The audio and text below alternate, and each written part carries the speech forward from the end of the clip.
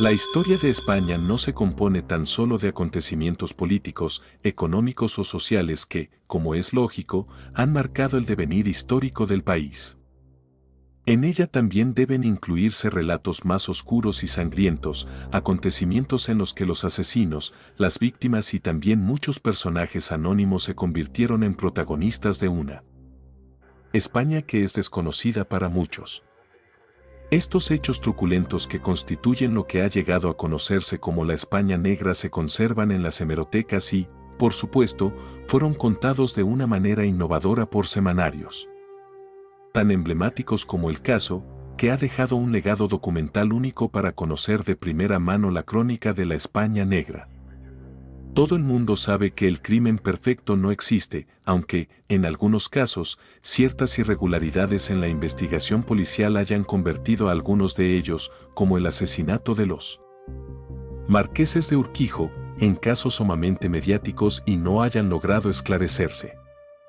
Este artículo no pretende ser exhaustivo, pero sí repasar y compartir algunos de los crímenes más famosos cometidos en nuestro país desde el siglo XIX, acontecimientos terribles que permitirán al lector conocer parte de la luctuosa historia de la España negra.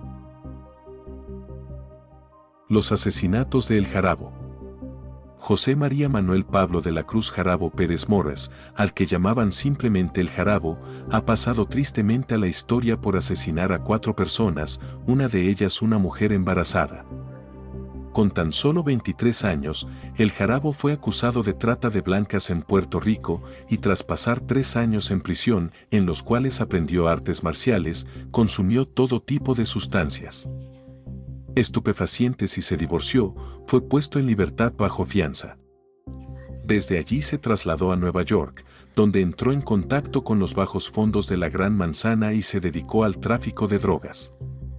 En 1950, El Jarabo rompió la condicional y se trasladó a España, donde durante 8 años llevaría una vida de lujo y ostentación. A partir de aquel momento, El Jarabo se convirtió en una especie de depredador de la noche. Se le ha llegado a definir como un demonio del sexo, que exigía a sus parejas una entrega total. Aquel tren de vida finalmente lo llevó a la ruina y tuvo que empezar a empeñar objetos de valor. Gracias a su dominio del inglés, El Jarabo empezó a codearse con la alta sociedad anglosajona de Madrid y conoció a Beryl Martin Jones, con la que mantendrá una tórrida relación. Pero para seguir con aquella aventura, la pareja tuvo que empeñar un diamante de la propia Beryl. Para ello acudieron a una casa de empeños llamada Husfer, regentada por Félix López y Emilio Fernández, quienes les ofrecieron 4.000 pesetas por una joya valorada en más de 35.000. Tras la ruptura, Beryl empezó a reclamar a Jarabo la joya y el dinero que le debía.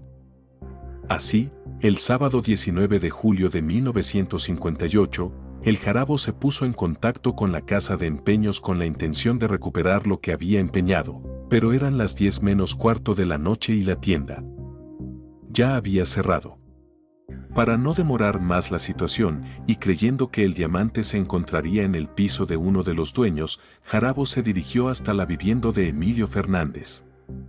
Un vez allí, este le dijo que los negocios solo los trata en la tienda y que vuelva otro día, pero cuando Fernández le dio la espalda El Jarabo sacó una pistola y le disparó a quemarropa en la cabeza. Al oír los disparos, la criada salió de la cocina y al ver la escena comenzó a gritar pidiendo ayuda. Sin perder la compostura, El Jarabo la arrastró hasta la cocina donde le clavaría un cuchillo en el corazón. Justo en ese momento llegó la esposa de Fernández, María Alonso Bravo, que estaba embarazada de pocos meses. Por unos instantes, Jarabo logró convencerla de que era un inspector de Hacienda, pero cuando la mujer se percató de las manchas de sangre en su ropa salió corriendo hacia su habitación, momento en que El Jarabo le disparó en la cabeza. Antes de salir del piso con las llaves de la casa de empeños, Jarabo disfrazará la escena para intentar despistar a la policía. El lunes, El Jarabo se personó en la casa de empeños a la espera de la llegada de Félix López, el socio de Emilio Fernández. Nada más entrar por la puerta le disparó 2 tiros en la nuca, llevó el cadáver a la trastienda y espolvoreó serrín sobre la sangre para evitar que ésta saliera a la calle. Tras robar diversas plumas estilográficas, un maletín, varios relojes y recuperar la joya empeñada, el jarabo se dirigió hacia la tintorería donde había llevado el traje manchado de sangre. Tras ser identificado por varias personas, fue detenido por la policía y conducido a comisaría, donde confesó los 4 asesinatos. Durante el juicio pronunció una de las frases más célebres del mismo: "No sé si soy un psicópata o no. Ni me importa". Condenado a garrote vil el 10 de febrero de 1959, el jarabo murió en su celda tras una larga agonía provocada por el mal hacer del verdugo. Los crímenes del sastre.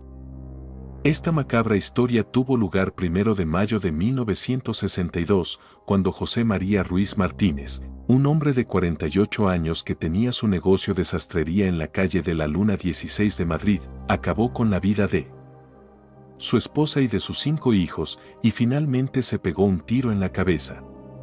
A cada uno lo mató de una forma distinta, con un martillo, un cuchillo, una barra de metal y una pistola. Para llevar a cabo aquel plan atroz, José María mandó a su criada a comprar algo y aprovechó aquel momento para llevar a cabo los crímenes. Fue el mismo asesino quien, una vez acabado su macabro cometido, llamó al 091 para avisar de lo que había hecho. Un policía declaró que tras hablar con él dedujo que aquella persona estaba perturbada. A pesar de que el criminal no quería dar sus credenciales, el agente logró ganar el tiempo suficiente para poder sonsacarle sus apellidos y poder localizar la llamada utilizando la guía telefónica. Cuando la policía se personó en el tercer D del número 3 de la calle Antonio Grillo de Madrid, Ruiz Martínez no quiso abrir la puerta asegurando que solo lo haría en presencia de un cura de la Orden de los Carmelitas. Por fin, el padre Celestino, un sacerdote de una iglesia cercana, consiguió hablar con el parricida, pero desde un balcón del edificio de enfrente. El religioso se encontró delante de un hombre vestido con un pijama manchado de sangre y que portaba en sus manos una pistola con la que no dudó en apuntarle.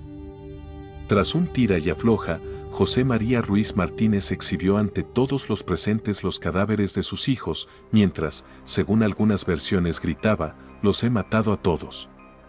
Tenía que hacerlo hoy". Totalmente fuera de sí, pidió confesarse y que el padre Celestino le diera la absolución, asegurando que después se suicidaría. "Esto es para mí. Dios no me lo tendrá en cuenta", gritaba mientras mostraba la pistola a los que le observaban horrorizados desde la calle. Tras confesarse a través de la línea telefónica, se oyó un disparo. Cuando la policía pudo acceder al interior del piso, el panorama que encontraron era horrible.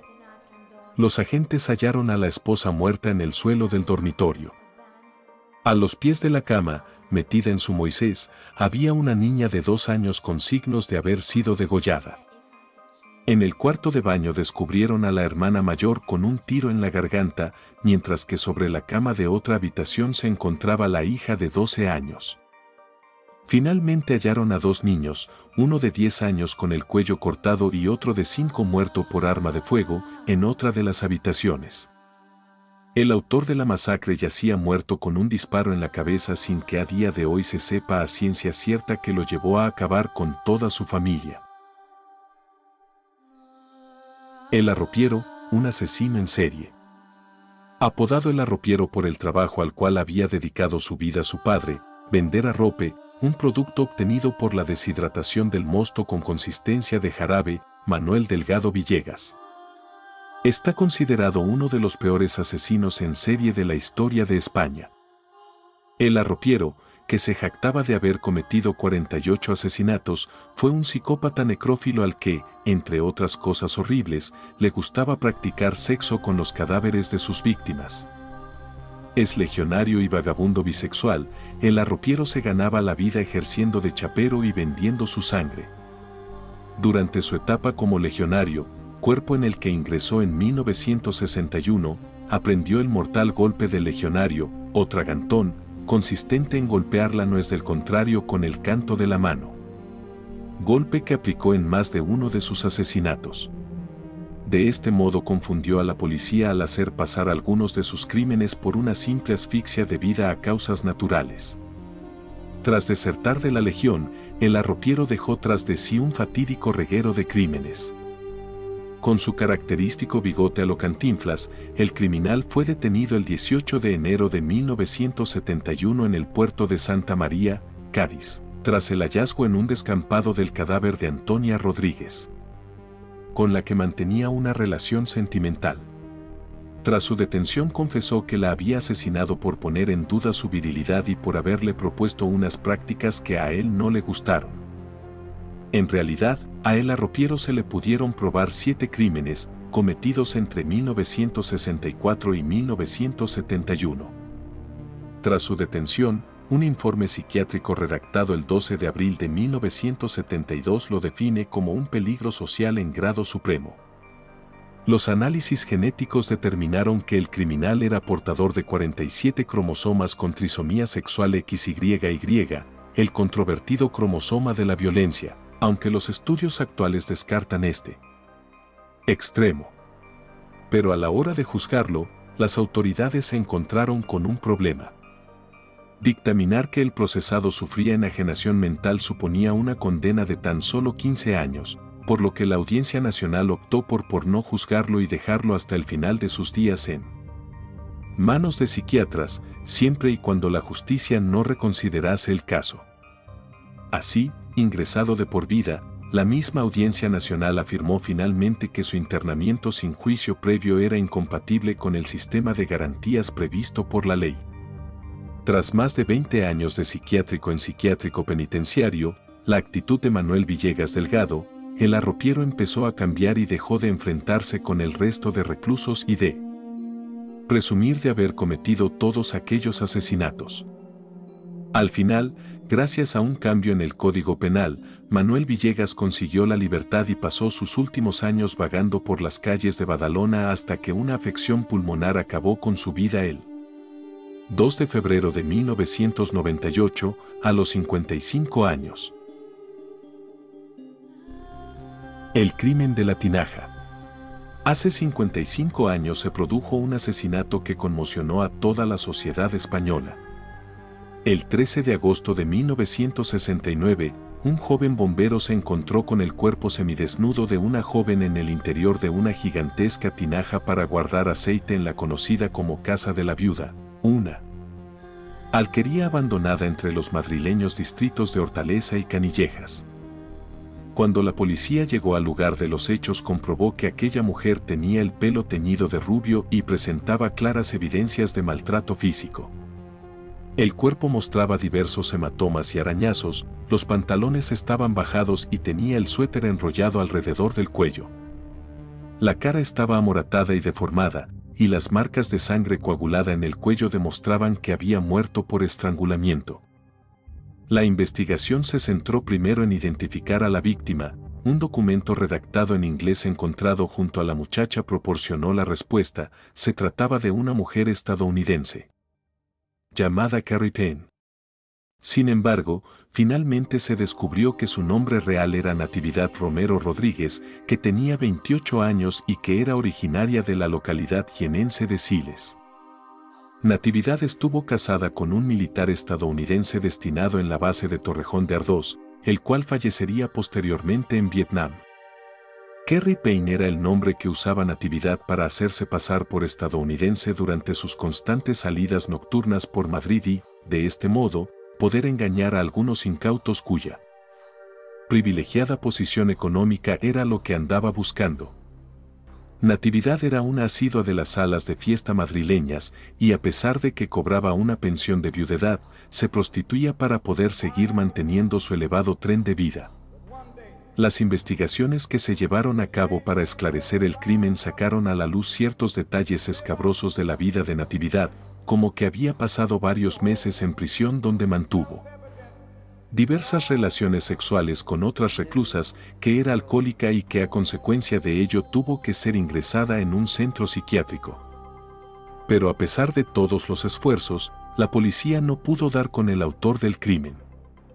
Durante las primeras semanas se llevaron a cabo varias detenciones, aunque los sospechosos, tras demostrar su inocencia, eran puestos en libertad. Pero transcurridos 2 años desde el crimen tuvo lugar otro suceso. Un proxeneta llamado Gregorio Ávila Sotoca asesinó de una puñalada a José Antonio Sánchez en Madrid. Tras ser detenido por la policía, Ávila Sotoca confesó a la Brigada de Investigación Criminal que él también era el autor del asesinato de Natividad. La reconstrucción de los hechos convenció a la policía de que habían detenido al autor del crimen de Natividad Romero. Sin embargo, cuando fue llevado a juicio, Gregorio se desdijo de sus afirmaciones y la falta de pruebas obligó al juez a absolverle. Aquel revés llevó a la policía a sospechar de algunos de los militares norteamericanos de la base de Torrejón. Sin embargo, las buenas relaciones que mantenían los gobiernos de España y Estados Unidos obligaron a la policía a cerrar el caso para evitar un conflicto diplomático entre ambos países. El misterio sobre el asesinato de Natividad Romero persiste. El crimen del Cortijo de los Galindos. El 22 de julio de 1975, 5 personas fueron asesinadas en el Cortijo Los Galindos, situado en el término municipal de Paradas, en la provincia de Sevilla. Un caso que aún a día de hoy sigue rodeado de incógnitas. Al parecer, el móvil de aquel crimen múltiple no fue otro que el económico, derivado de un supuesto fraude en la cooperativa Coduba y que presuntamente habría sido descubierto por Manuel Zapata, capataz del Cortijo. Los Galindos era propiedad de María de las Mercedes Delgado Durán, que se casó en 1954 con Gonzalo Fernández de Córdoba y Topete, marqués de Valparaíso y de Grañina. Para llevar a cabo la gestión económica de sus 5 fincas, el marqués nombró como administrador a Antonio Gutiérrez Martín, un oficial del ejército en aquel momento en la reserva. Según se dice, bajo ningún concepto el marqués quería que su suegro se enterase del desfalco, así que junto con su administrador y un sicario al que llamaban Curro, un individuo que había pertenecido a Lampa y era un viejo conocido de la policía, se presentó en la finca para sobornar a Zapata y, en caso de que el dinero no fuera suficiente, darle un susto. El soborno no surtió efecto y la fuerza desmedida empleada por Curro acabó en tragedia. El sicario le propinó un golpe seco con el pajarito, un hierro acabado en punta que forma parte de la empacadora de paja, y cuando Zapata cayó al suelo le clavó un bielgo, una especie de tenedor de hierro gigante de 3 puntas que se utiliza para remover la paja, en el corazón. Juanita Martín, la esposa de Manuel Zapata, escuchó el grito desgarrador de su marido y, sin quererlo, se convirtió en un testigo incómodo al que no se podía dejar con vida. Curro se acercó a ella y, con la misma pieza de metal con la que había acabado con la vida de su marido, le asestó 2 golpes en la cabeza hasta matarla. Según la versión del hijo del marqués, Juan Mateo Fernández de Córdoba, su padre y el administrador ayudaron al criminal a trasladar los cuerpos a otras estancias y a ocultarlos con paja. Al día siguiente, y siempre según la versión de Juan Mateo, tras ocultar los cadáveres, el marqués y el administrador cerraron el cortijo y se fueron en tren hasta Málaga, donde supuestamente ya estaban desde hacía varios días para asistir al entierro de un familiar del marqués. Pero lo que ocurrió después en el cortijo nunca ha quedado claro y, aparte de las muertes, el modo en que se sucedieron los hechos no deja de ser una conjetura. Se dijo que Curro se quedó en el cortijo cuando oyó acercarse un tractor, era Ramón Parrilla, uno de los tractoristas, que regresaba para reparar una cisterna de agua. Nada más bajarse del vehículo, Curro le disparó con una escopeta. Ramón intentó protegerse con las manos y salió huyendo, pero Curro le dio caza y lo remató por la espalda. Ajenos a la tragedia, llegaron al cortijo otro de los tractoristas, José González, acompañado de su esposa. Ambos fueron también abatidos, aunque Curro resultó herido de un navajazo que le asestó González. Entonces, Curro intentaría hacer desaparecer todos los cadáveres apilándolos sobre un montón de paja y prendiéndoles fuego. Pero la inmensa columna de humo alertó a los vecinos y a la Guardia Civil. Al final, Curro logró escapar. Durante años, se vertieron culpabilidades sobre algunos de los muertos, principalmente contra Juan Zapata, el capataz, el primero en ser asesinado, pero cuyo cadáver fue el último en aparecer, 3 días después del crimen. También se sospechó de uno de los tractoristas, José González, que fue exonerado de toda sospecha en 1983. El asesinato de los marqueses de Urquijo. La madrugada del 1 de agosto de 1980 se inscribe por méritos propios en la crónica negra española. Esa noche, 3 asaltantes saltaron la valla de la mansión del Camino Viejo de Húmera, propiedad de los marqueses de Urquijo, y los asesinaron en sus camas a sangre fría. Al día siguiente, extrañada de que los marqueses no se hubieran levantado aún, una de las empleadas del servicio acudió a sus dormitorios. Los marqueses dormían en habitaciones separadas, sin imaginar la terrible escena que iba a encontrarse. Ambos yacían en sus camas con un tiro en la frente. Tras dar la voz de alarma llegó la policía, y con ella los fallos en la reconstrucción de los hechos. No sería hasta la llegada de Luis Aguirre, inspector jefe del Grupo 9 de Homicidios, que los agentes se dieron cuenta de que en el suelo de la habitación de Manuel de la Sierra y Torres, marqués de Urquijo, había 4 casquillos de bala que pertenecía a un modelo de pistola muy difícil de encontrar, un Star, calibre 22 Long Rifle. La cadena de errores en la investigación comenzó cuando, tras las primeras indagaciones, los agentes abandonaron la mansión sin encontrar la pistola ni percatarse de que la caja fuerte no había sido forzada y que los objetos de valor seguían en su interior. Quien sí se fijó en aquel detalle fue el administrador de la familia, Diego Martínez Herrera, el cual, tras ofrecer su colaboración al inspector jefe Aguirre, no perdió ni un segundo en vaciar la caja fuerte, pues conocía su combinación. Acto seguido le prendió fuego en el jardín, algo que no pasó desapercibido para algunos testigos. Después ordenó al servicio que limpiara las manchas de sangre de los dormitorios, algo que dificultaría el posterior trabajo de los forenses.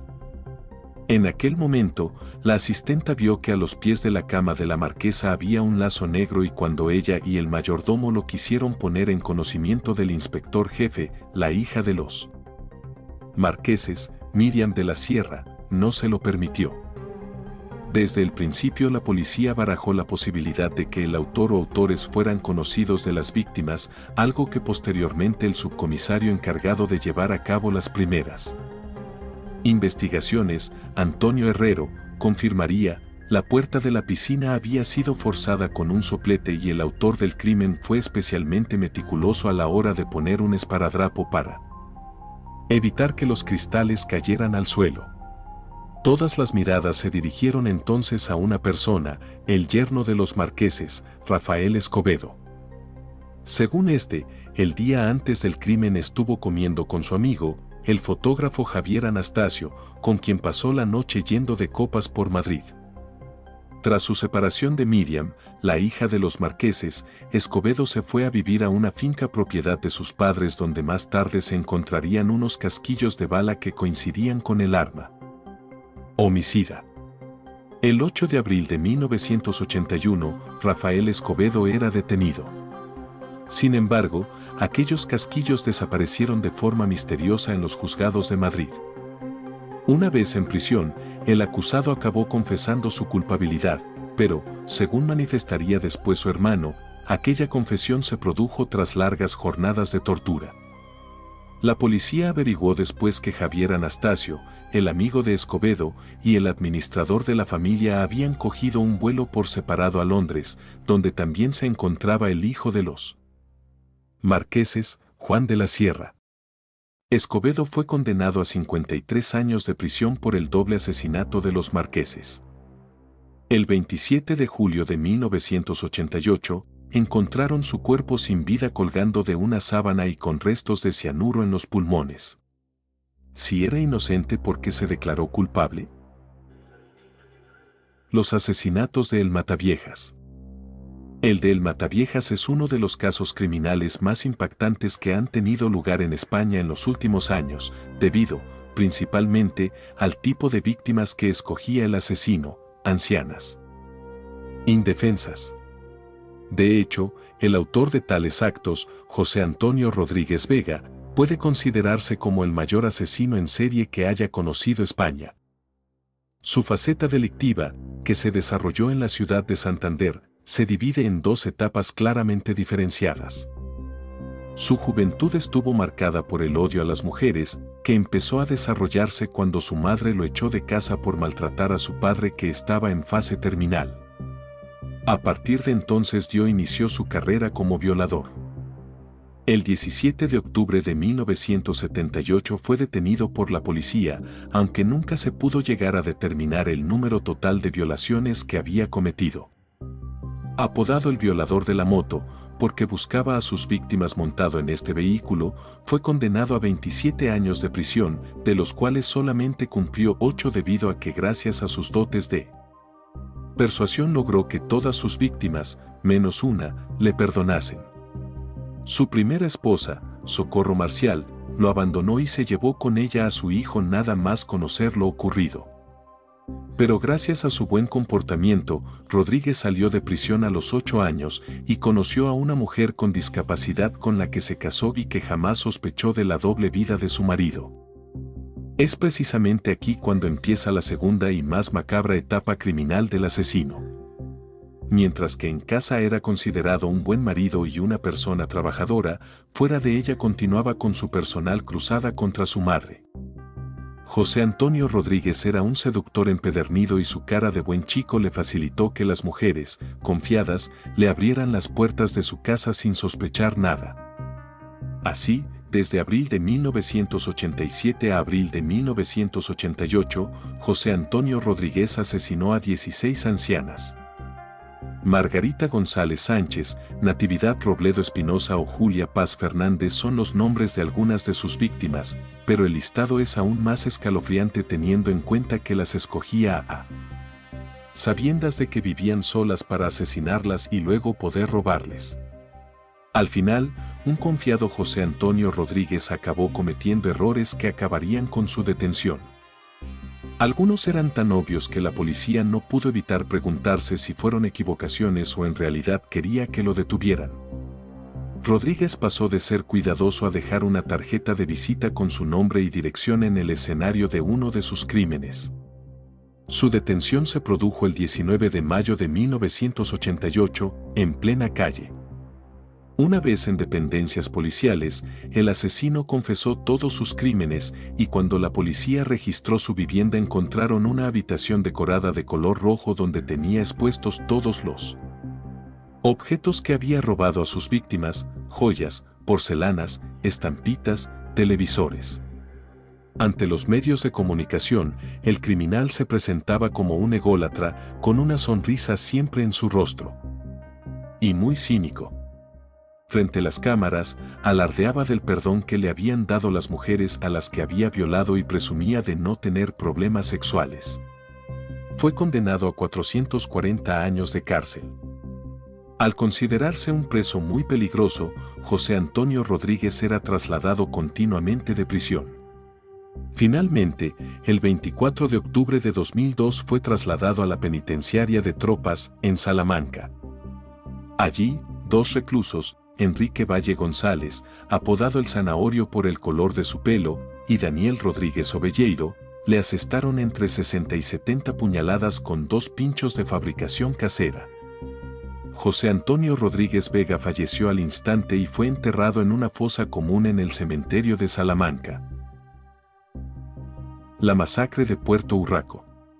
En la memoria colectiva de los españoles, el pueblo extremeño de Puerto Urraco estará para siempre asociado a un sangriento suceso. En lo que algunos denominaban entonces la España profunda, Puerto Urraco fue el escenario donde tuvo lugar el capítulo final de una historia de odio atávico entre dos familias, los Izquierdo, o los Patapelás, y los Cabanillas, o los Amadeos, una historia de rencor que se saldó con la vida de 9 personas. Vamos a cazar tórtolas. Esta fue la frase con la que aquella tórrida noche de verano del 26 de agosto de 1990, los hermanos Emilio y Antonio Izquierdo se despidieron de su familia. Nada más salir de sus casas vestidos de cazadores y armados con escopetas la emprendieron a tiros, pero no para cazar pájaros, sino para acabar con la vida de sus vecinos. Entre ellos se encontraban dos niñas, Antonia y Encarnación Cabanillas, de 13 y 14 años, que formaban parte del clan rival de los Cabanillas. ¿Pero a qué venía tanta inquina? El profundo odio entre los dos clanes se remontaba 30 años atrás y se originó, como en tantos otros casos, a causa de una disputa por las lindes de unas tierras, aunque también por un trágico acontecimiento, el asesinato a puñaladas de Amadeo Cabanillas a manos de Jerónimo Izquierdo a causa del rechazo de Amadeo a casarse con Luciana, hermana de Jerónimo. Tras cumplir condena, Jerónimo regresó al pueblo en 1986 para vengar la muerte de su madre, fallecida en un incendio del que acusaba a sus rivales, a pesar de que la investigación policial nunca pudo demostrar que los Cabanillas fueran los causantes del siniestro. Pero eso no convenció a Jerónimo, que, sediento de sangre, apuñaló a otro de los hermanos Cabanillas, Antonio, el cual, a pesar de las heridas recibidas, consiguió sobrevivir. Detenido de nuevo por la policía, Jerónimo Izquierdo fue ingresado en un psiquiátrico donde murió 9 días más tarde. Pero la sed de venganza de los Izquierdo era inmensa. Instigados por sus dos hermanas, Ángela y Luciana, la mujer rechazada por Amadeo tantos años atrás, Emilio y Antonio Izquierdo cometieron en Puerto Urraco una masacre que aún hoy es recordada por su brutalidad. Tras matar a las dos niñas, y a pesar de que su objetivo real era Antonio Cabanillas, los hermanos Izquierdo la emprendieron a tiros con todo aquel que se cruzaba en su camino. El siguiente en caer fue Manuel Cabanillas, que encontró la muerte al salir a la calle alertado por el tiroteo. Otra vecina, Araceli Murillo Romero, fue alcanzada por 2 disparos al ir a socorrer a las niñas. El siguiente en caer fue José Penco Rosales. Totalmente enloquecidos, los hermanos Izquierdo dispararon contra 3 vecinos más que trataban de huir, Manuel Benítez, Antonia Murillo Fernández y Reinaldo Benítez, los 2 últimos murieron en el acto. Aquella orgía de sangre y tiros acabó con la vida de 9 personas. Los asesinatos de Andrés Ojeda Gallardo e Isabel Carrillo Dávila se produjeron más tarde. Finalmente, alertada por unos vecinos, la Guardia Civil se personó en el lugar de los hechos donde 2 agentes fueron heridos por los hermanos Izquierdo durante su huida. Tras movilizar 200 efectivos, a las 9 de la mañana del día siguiente, Antonio y Emilio Izquierdo fueron capturados por agentes de la Benemérita mientras dormían en el bosque. Tras su detención, Emilio aseguró que si no me cogen, hubiera ido al entierro a matar a más gente. Estoy tranquilo tras vengar la muerte de mi madre. El juez los condenó a 684 años de cárcel y 300 millones de pesetas de indemnización, 1,8 millones de euros, y las hermanas, acusadas de inductoras, fueron ingresadas en el psiquiátrico de Mérida. Crimen del rol. Javier Rosado, un aplicado estudiante de química de 21 años, y su amigo, Félix Martínez, de tan solo 17 años, se aficionaron a algo que se había puesto de moda en los años 90, los juegos de rol. Este juego, importado de los Estados Unidos, consistía en que cada uno de los jugadores tenía que asumir el rol de personajes imaginarios a lo largo de una historia en la cual uno de los miembros, en este caso Javier Rosado, asumía el papel de máster o director del juego. En muchas ocasiones, los 2 jóvenes fueron más allá de la filosofía básica del juego para adoptar oscuros comportamientos, convirtiendo el juego de rol en algo real. Era tal la imaginación de Javier Rosado, que, inspirado en libros de terror, ciencia ficción, cómics y vídeos, inventó un juego repleto de personajes violentos y armados, impregnados de odio, al que tituló Razas. A principios de 1994, ambos amigos decidieron traspasar los límites de la diversión y como parte de su juego privado idearon un plan para matar a una persona. La víctima, preferiblemente, debía ser una chica joven y en su defecto, un menor o una persona mayor. Lo tenían todo muy bien planeado. Javier apuñalaría de manera reiterada a la víctima en zonas no vitales del cuerpo con la intención de infligirle el máximo dolor y debilitarla, mientras que Félix le Ayudaría en todo lo necesario. La madrugada del 30 de abril de 1994 fue la fecha escogida. Ese día, Javier y Félix salieron a la calle en busca de alguien a quien asesinar. Se dirigieron al madrileño barrio de Manoteras y tras un largo rato de espera se enfundaron unos guantes de látex y, empuñando un cuchillo cada uno, abordaron a Carlos Moreno, un hombre de 52 años, que acababa de salir de trabajar. Le amenazaron y le pidieron del dinero que llevaba encima, 60.000 pesetas. Después, tras obligarlo a poner las manos en la espalda, le asestaron una cuchillada en el cuello seguida de varias más. El hombre intentó huir, pero fue alcanzado por los jóvenes que siguieron acuchillándolo en un terraplén. Javier perdió su cuchillo y entonces empezó a morder a la víctima, mientras que Félix seguía asestándole navajazos. Carlos tardó 15 minutos en morir debido a las terribles heridas provocadas por aquellos jóvenes que habían entrado en una especie de trance criminal.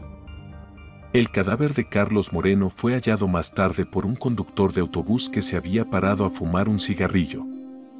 La escena era dantesca, el cadáver de un hombre que había sido apuñalado 19 veces, degollado, destripado y con la columna rota. El forense halló un pedazo de un guante de látex en la boca de la víctima, pero la policía no pudo vincularlo con los autores porque estos no tenían antecedentes. Pasaron los meses y la policía no era capaz de identificar al autor o autores del crimen. Sin evitar alardear de lo sucedido ante sus amigos, fue uno de ellos, Enrique, quien confesaría al párroco lo que le había contado Javier.